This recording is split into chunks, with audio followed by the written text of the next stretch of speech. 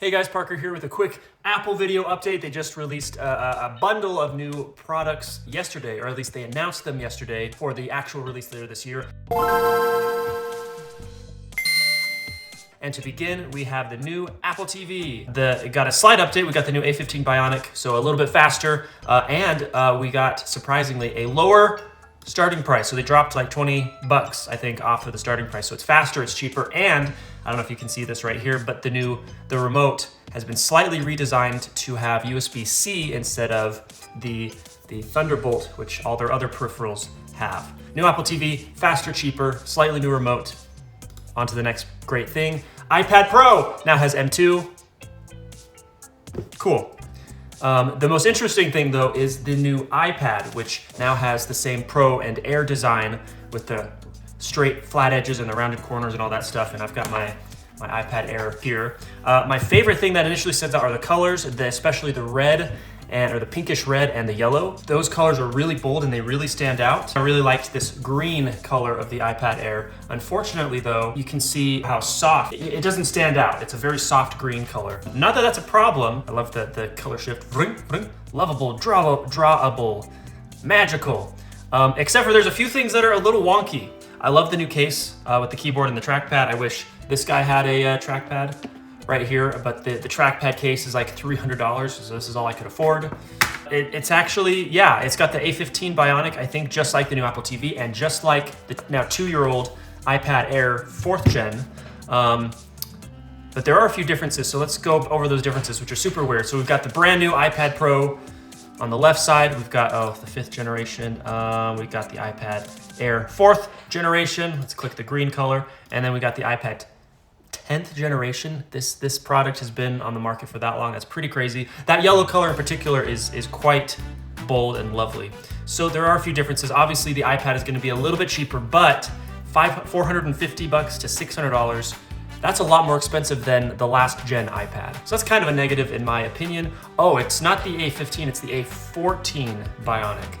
But basically this is the exact same iPad as what we got from the Air, this one 2 years ago, but for a little bit cheaper. So coming from that perspective, that's not too bad. Same display, same chip, same camera, except for the front-facing camera is now landscape. So instead of being right up here in the top middle, it's actually right here in the middle because that's how you hold it when you are doing your video conferencing. So that's actually a very welcome improvement. Both USB-C, not Thunderbolt yet.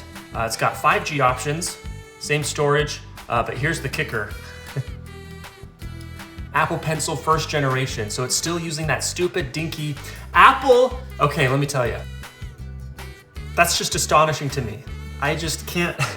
Apple would rather make an entirely new peripheral to work with the 1st gen Apple Pencil and to plug into the USB-C, than to just get rid of it entirely. Here's my Apple, my 2nd gen Apple Pencil. It charges by magnetically attaching to the Air, to the Pro, to the Mini, and they could have done the same thing with the iPad, but no, they would rather, I'm beating on a dead horse, I'm so sorry, but it's just, asinine is a word that comes to mind. It's just so egregiously stupid that Apple would rather make another little plastic peripheral for your pen to stick into than to just get rid of it and to just have everything support the new Apple Pen, 2nd gen. It's astonishing to me. But I digress. All right, let's keep going.